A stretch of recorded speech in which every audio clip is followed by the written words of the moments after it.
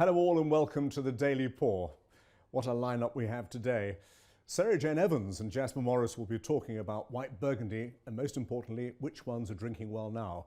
I'll be telling you about my recent trip to the Douro Valley in Portugal and be tasting 3 wines to illustrate all that's good in that region in the form of light wine.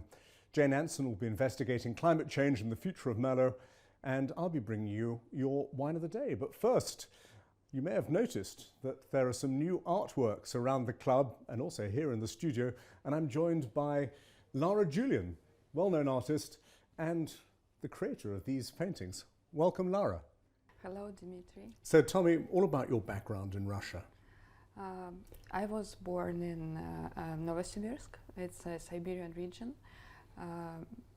It's a mid part of Russia, and I graduated to university.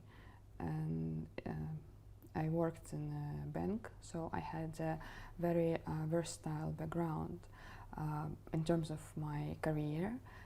But I was born in a very artistic family, and my dad is an artist. He makes portraiture, and my mom is an art historian, and my grandmother was a poet. So I was born and raised in a very artistic household. Sounds like it. Yes. Very gifted. And what brought you to Britain? I went in 2013. I made a decision to move to New York to study art, and later I moved to London in 2015. And it was not a spontaneous decision because my first degree is international relations, as I probably mentioned, and London has everything. I think that it was a love at first sight. And I love museums. I'm very much inspired by the National Gallery and the British Museum. So it was very, I think it was a very good decision for me. And I love British countryside, and I love, in terms of art and painting, I love English style of portraiture, which is... So how did you make the break from what you were doing, which I understand was financial services? How did you get into the art world? I worked in an international corporate department, and but because I was born in a very artistic family, I think that it was since my childhood. I started painting when I was a little girl, and but I stopped because Russian school in painting is very classic, very academic, and but it didn't suit my style. So I had this abstract voice since I was little. And then I decided, it was a very conscious decision. So I decided that I want to be myself, and I felt like that. And I moved to New York to study art. So it was very, when I was at the bank, I started making paintings and drawings since 2009, and I went to the local university for individual studies. So I have some like a versatile background in my knowledge in art and techniques and methods, and yes, was interesting way for me. And finally, I'm based here, and I think I'm happy about it. Now, your paintings, particularly this current style of yours, are full of colour. When did that come into being, and why is it so important to you? I think that color is a very philosophical question, because color and color expertise is a very difficult question. Some people might think that it is easy because, well, if you use color, you can make any painting bright, but it is not true. You can ruin the painting when you're using different combinations. And well, actually, because of my studies at the Slade School of Fine Art at the UCL in London, it was very helpful to discover my, I would say, unique artistic voice. And I've practiced a lot of figurative drawing and working with a portraiture, and all self-portraits and all sorts of stuff, and just mixing colors is also important to practice for everyone who is on the way to discover their voice. But color for me is I think is enough. So sometimes I work with textures as well.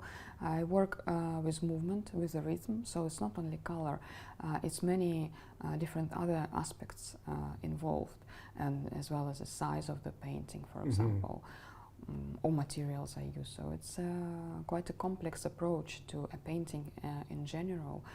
And the other important aspect is how a person sees color.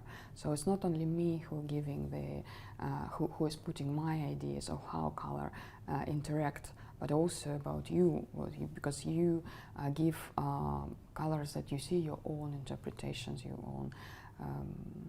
So you have your own opinion. Do you like painting or not?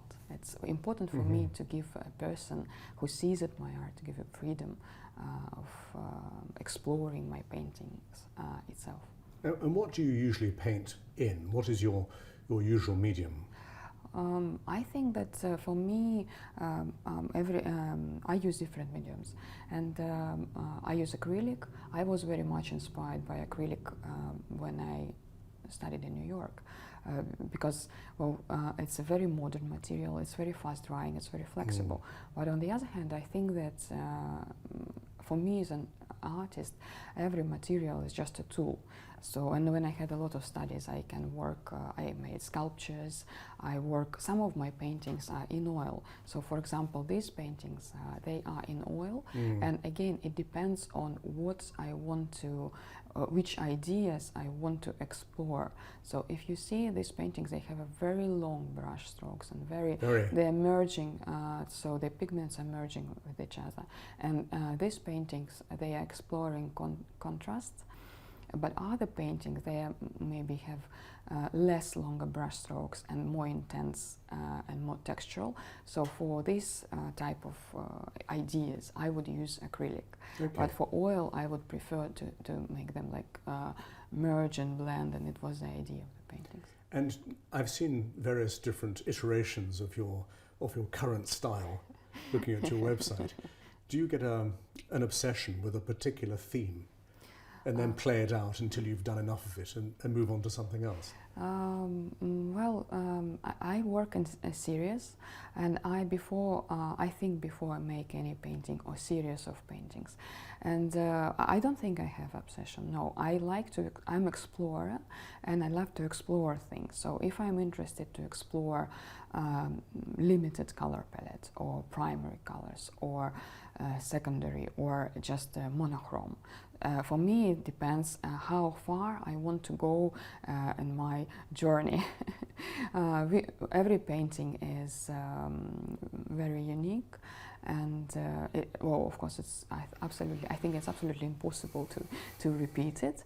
But of course, before I make every painting, I make a lot of small watercolors, like small studies. Yeah. Lara, thank you very much. It all went very quickly, didn't it? We're out of time now, but thank you so much for coming in and for talking about the paintings that adorn the clubhouse and the studio here